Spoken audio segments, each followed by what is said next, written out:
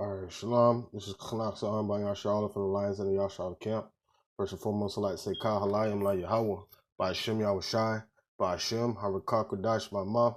Double honors to the elder apostles of Great Millstone, and salutations to the arching that are pushing the truth, the sincerity, and truth, and peace and blessings to the men, women, and children that believe in the name of Yahweh by Hashem Yahushai. All right, this is going to be the third part of my lesson, probably the last part on King David, heart of a lion, but humble as a child.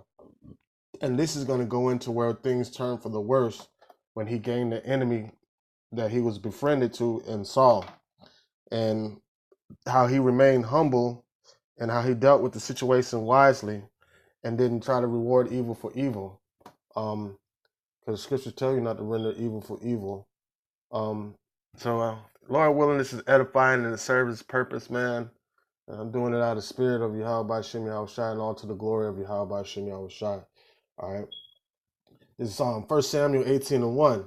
And it came to pass when he had made an end of speaking unto Saul that the soul of Jonathan was knit with the soul of David, and Jonathan loved him as his own soul. All right. So this is after Saul inquired of who was that slew the Philistine Goliath, and he was like the son of Jesse. He said, "Bring him to me." So he ended, even though he already knew because David had already been playing the lyre for him. All right.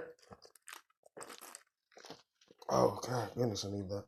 All right. So verse 2 it says, "And Saul took him that day and would let him go no more home to his father's house. And Jonathan and David made a covenant because he loved him as he loved his own soul. And Jonathan stripped himself of the robe that he was upon him and gave it to David and his garments, and took his sword, even his sword, to his bow and his girdle." All right. Now you had individuals a little while in the past talking about how saying King David and Jonathan had some perverse shit going on, but that was an idiot. That's not saying that he did it right there in front of David.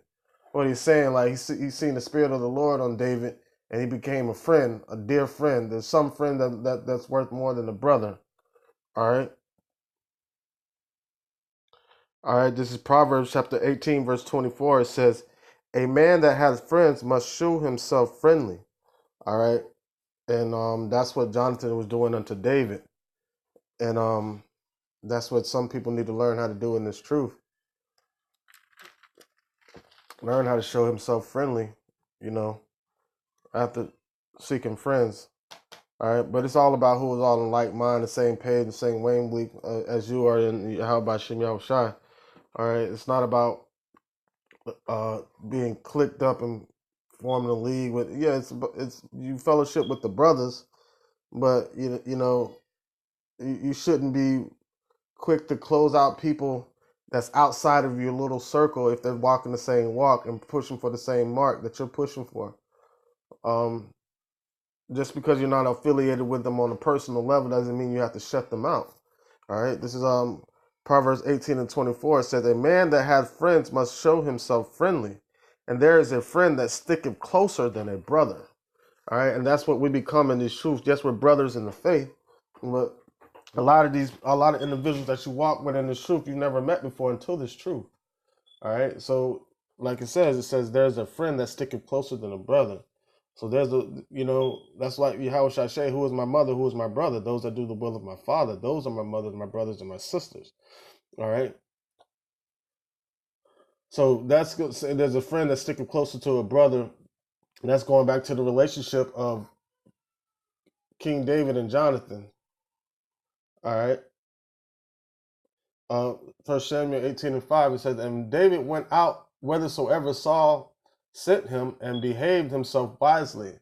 And King David behaved himself wisely in all aspects. He behaved himself wisely in dealing with Saul when Saul turned against him, which we're about to get into. All right. The only thing he didn't deal wisely in is with Bathsheba, Uriah's wife. All right. It says, and David whensoever Saul sent him, and he behaved himself wisely. And Saul set him over the men of war, and he was accepted in the sight of all the people, and also in the sight of Saul's servants. All right, so he was, they seen the spirit of the Lord, you know, so they were attracted to that spirit, So a lot of times people get upset over the fact of, you being who you are, and they can't be you, so they try to, talk shit about you to make you not exist because of envy. We're going to get into that envy. All right. It says, verse 6, and when it came to pass as they came with David, and it came to pass as they came when David was returned from the slaughter of the Philistine, that the women came out of the cities of Israel singing and dancing to meet King Saul with tabrets, with joy, and with instruments of music. And these are your prophetesses. All right. I mean, to be a prophetess, it doesn't mean to be a female prophet. It's just a poet. The women used to go like even with Deborah. The women used to encourage the men before they go out to war, and that's how when it says by the wells of roughly paraphrase, they went by the wells where the women were drawing water, and the women sung the laws, and that's how they relearned the laws. Because Deborah knew she couldn't assert herself over the man and teach. So that's to be a prophetess, okay? It says, and the women answered one to another as they played and said, Saul has slain his thousands and David his 10,000. All right. And Saul was very wroth and the saying displeased him. And he said, they have ascribed unto David 10,000. And to me they have ascribed but 1,000. And what can he have more but the kingdom? So at that moment, that point, Saul got envious of King David. And that's the moment that he became his enemy, because what the women said had nothing to do with David. David slayed them 10,000s in honor of the king Saul, being the humble servant to the king, with the spirit of Yahweh Shem Yahushai on them. Not to outdo Saul, or not to make Saul feel, low beneath him or anything. All right, and that's the point right there. And that's when Saul became an enemy unto King David. But who can, stand against envy, man? All right, this is Proverbs chapter 27, verse 4. It says, wrath is cruel. Wrath is cruel. And you're gonna see how the wrath that Saul has against King David is, man. It's gonna be real cruel. And anger is outrageous. But who is able to stand before envy? All right, they're so cruel. Wrath is cruel. Anger is outrageous. Those are two tough things to stand in front of. But it says, is able to stand before envy? Envy surpasses wrath and cruelty of wrath and anger, man, of outrageous anger. So who can stand before envy? And Saul was envious of King David, man, and he showed it. 1 Samuel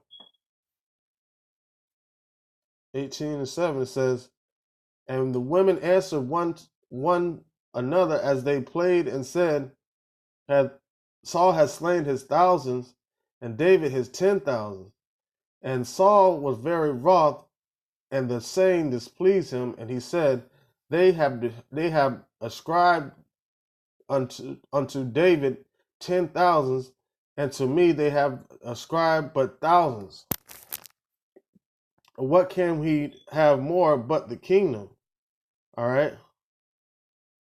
And it says, and Saul eyed David from that day forth, and it came to pass on the morrow that the evil spirit of Yahweh came upon Saul, and he prophesied in the midst of the house, and David played his hand, and as at the other times, and there was a javelin in Saul's hand.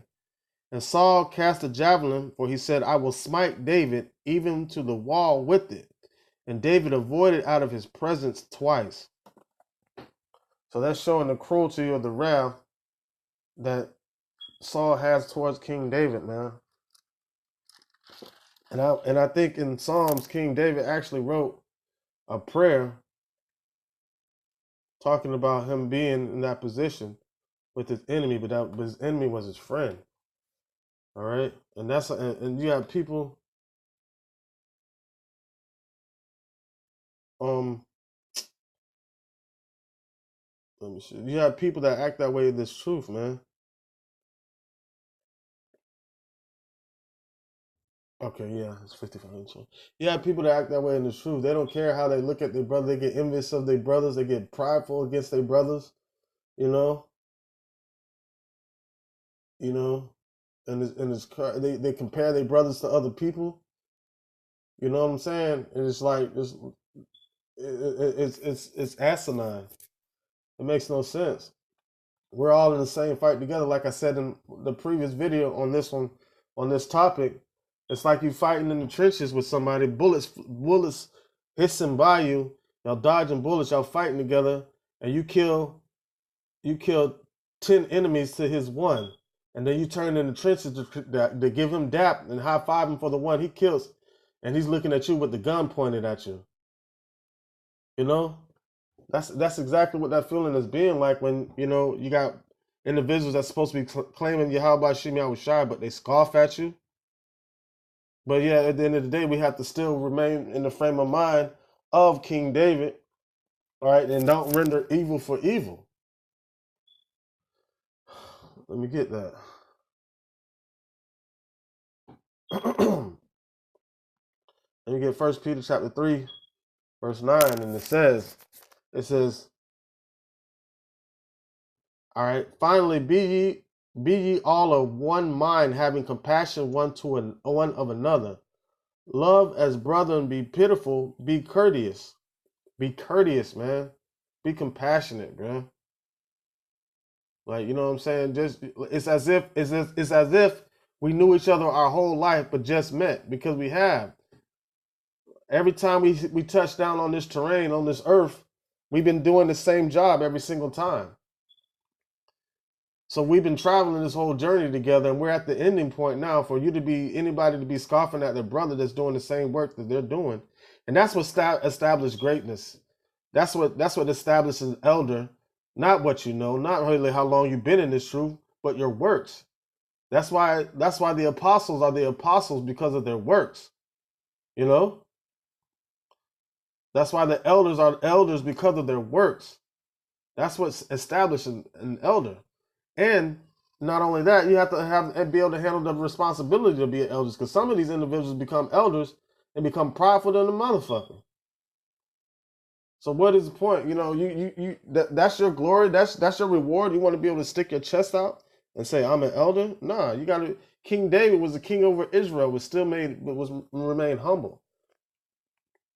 You know, still remain humble under Saul, even because at that point when Saul disobeyed, it wasn't declared through the people, but it was in the mind of Yahweh Shemi Awashai, that King David was now.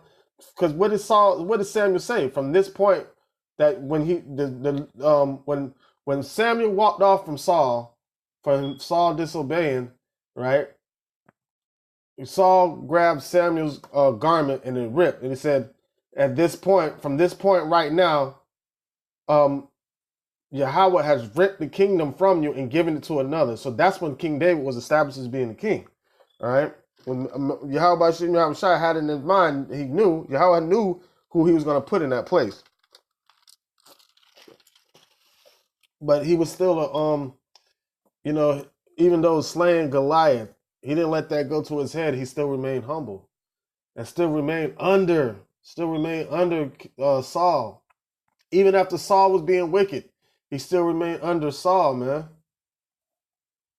That's deep. Let me go back to Psalms 55 and 12. It says,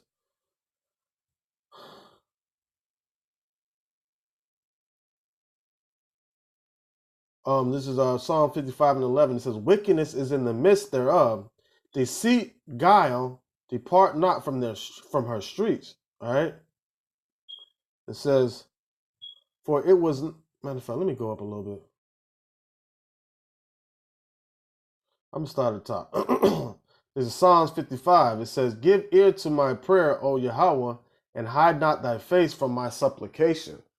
Attend unto me and hear me. I mourn in my complaint and make a noise because of the voice of the enemy, because of the oppression of the wicked, for they cast iniquity upon me and wrath, and in wrath they hate me. And King David was expressing that they hate me without cause. I haven't done anything for you to hate me, you know? And some of us go through that in this truth. And it's acceptable from the outside world because you expect that, but it hurts. It's like a dagger to the heart. You know what I'm saying? Coming from somebody that's supposed to be fighting the same fight. Supposed to be on the same army. You know? It says, my heart is sore pained within me, and the terrors of death are fallen upon me. Fearfulness and trembling are come upon me, and horror hath overwhelmed me. And I said, oh, that I had wings of like a dove, for then would I fly away and be at rest. And it makes you want to escape from everybody and not deal with nobody, man. When you have to walk on eggshells because you're afraid of somebody getting upset or getting envious because of who you are. When we're supposed to be accepted, as long as we ain't on no wicked shit, we're supposed to be accepted of who we are as each other as individuals, because we're not all the same. You know, some of us might like fishing, some of us might like hunting, some of us might like to play cards, some of us might like to go hiking, ride bikes. It's just we have all different personalities, but just because I may do something better than you doesn't mean you should, you know, be envious of me or anybody. All right. Verse 7, it says, no, I'm going to read 6 again. It says, I said, oh, that I had wings like a dove, for then would I fly away and be at rest. And sometimes it makes you feel like you want to be a loner in this truth. But we keep pushing and fighting, you know, to bring the brotherhood together and walk hand in hand to the kingdom, man. Holding hands going up to the chariots. Because whatever differences you have is a difference in the world, because you can't. It's not possible for you to have difference in spirit, because guess what? That spirit, if you have the spirit of Yahweh Bashem Yahweh Shai, there is no spirit difference in spirit. From any difference that you have against a brother, it's a worldly difference. It comes from the world. Because guess what? We're supposed to have a mind like Yahweh Shai, meaning being in the spirit of Yahweh Bashem Yahweh Shai. So that's not where the difference or the discrepancy in between individuals comes from. It comes from some worldly presence. So if you have an issue with a brother, it has to do with something that you've been through in the past that looks similar to this situation, or it might not even look similar. You might just be stuck on something that you went through in the past and you don't want to let it go. Therefore, you bring it to any situation that you come involved in. And that's not fair to the next brother that has, or next individual, not even just brother, spouse, friend, sibling, whatever. It's not fair to them that had nothing to do with what you did, what you went through, or whatever it is that's on your mind. So for you to hate somebody or get upset with somebody without cause, you know, is 9 times out of 10 is something that has to do within you. All right, verse 7, it says, lo, then would I wander far off and remain in the wilderness, Selah. I would hasten my escape from the windy storm and tempest. Destroy, O Lord, and divide the tongues, for I have seen violence and strife in the city. Day and night they go about upon the walls thereof, mischief also and sorrow in the midst of it. All right, you got some individuals that are like that. And wickedness is in the midst thereof, and deceit, guile depart not from her streets. For it was not an enemy that reproached me. Then could I have borne it. Neither was it he that hated me, then hated me that did magnify himself against me. Then would I have hid myself from him. Like, because like if somebody hates you, somebody is your enemy, you expect a certain type of behavior from them towards you. But somebody that's supposed to be your comrade, you don't expect it. So that's why he said, if it was my enemy, I would know how to hide myself from it. But it didn't come from my enemy. It came from somebody that's supposed to be my right hand, my left hand, it was a part of the body. Verse 13, it says, but it was thou, a man, mine equal, my guide, and mine acquaintance. And that's just it. My guide and my acquaintance that rose up against me. It says, for we took sweet counsel together and walked unto the house of Yahweh in company. And that's how we're supposed to be doing. Taking sweet counsels together, breaking bread with each other, building each other up, walking hand in hand to the kingdom, or getting beamed up into them chariots, man, together.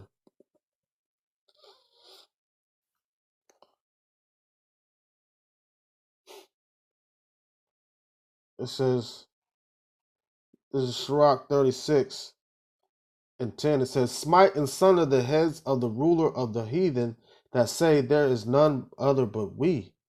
All right, and that's what Yahweh Hashem Yahushai is going to do. It says, gather all the tribes of Jacob together and inherit thou them as from the beginning. And we were a people before we were a place, man. We were a people together that fought with each other, fought alongside each other. And then when we became subject to the vanities of this world, that's when discrepancies between our relationship, that's when sin took over, and that's what split us up and divided us. Because we were made to be righteous, not sinful, not wicked.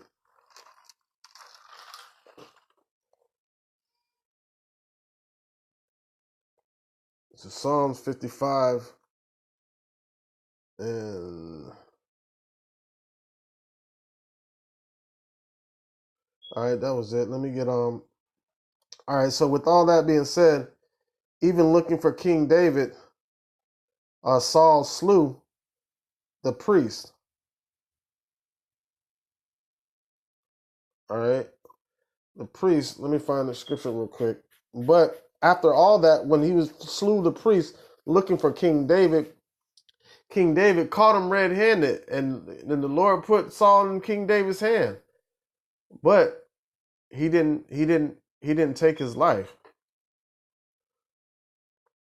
This is 1 Samuel 24 and 1. It says, and it came to pass when Saul was returned from following the Philistines, that it was told him, saying, behold, David is in the wilderness of Engadi. Then Saul took 3,000 chosen men out of all Israel, and went to seek David and his men upon the rocks of the wild goats. And he came to the sheep goats by the way where was a cave, and Saul went in to cover his feet, and David and his men remained in the sides of the cave. So he went to use the bathroom or something like that. And David was could have ran up on him and killed him if he wanted to.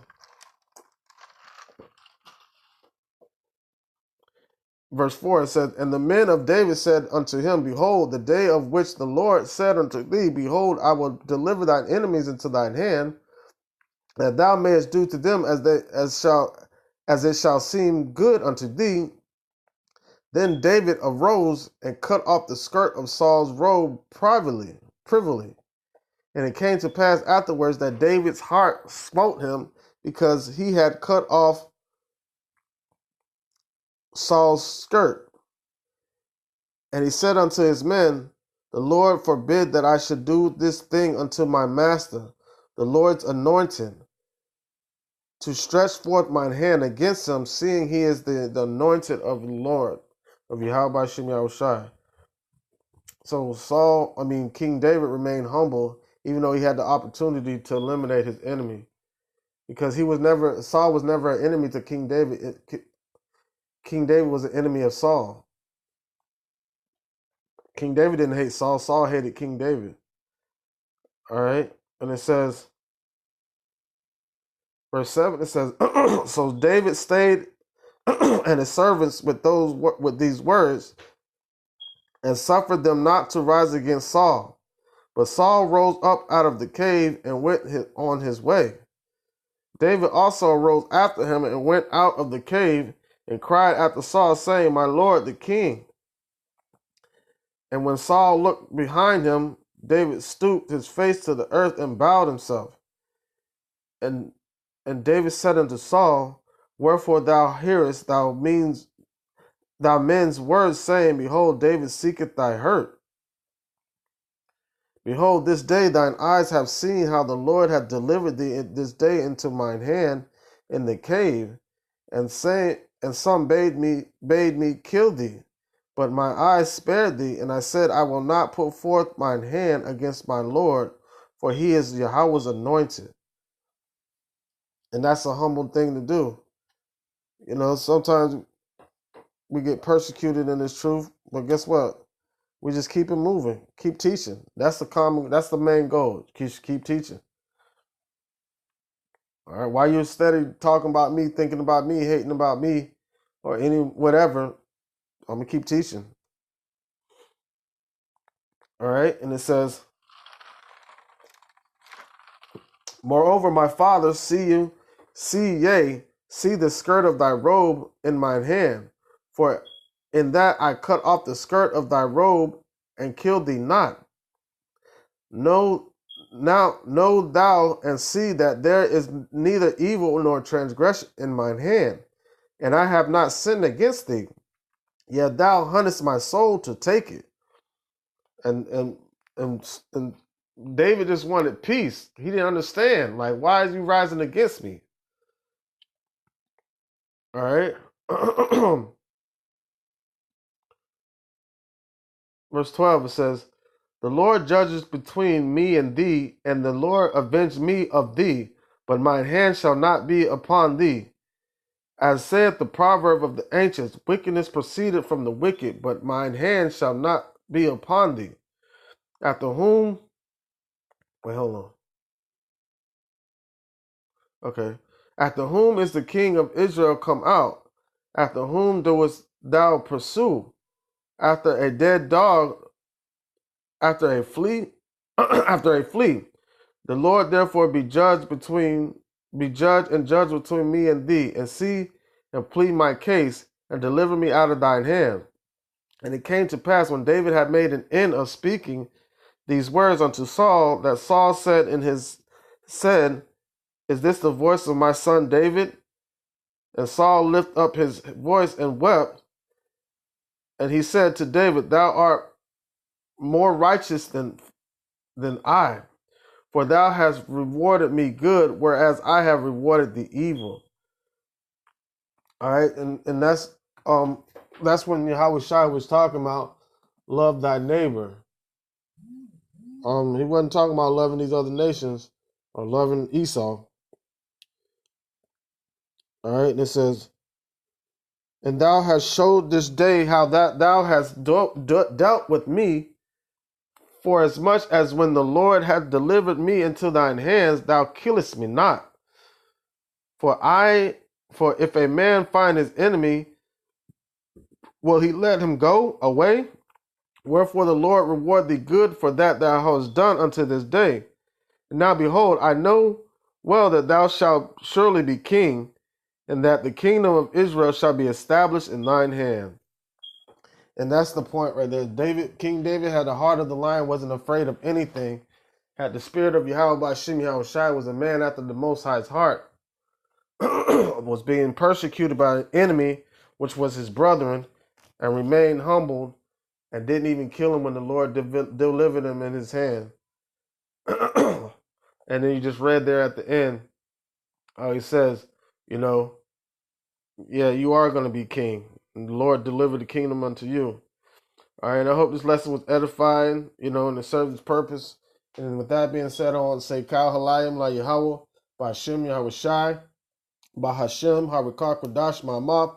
Double honors to the elder apostles of Great Millstone, and salutations to the icon that are pushing the truth and sincerity and truth, and peace and blessings to the men, women, and children, and believe in the name of Yahweh by Shem Yahushai. Shalom, keep pushing.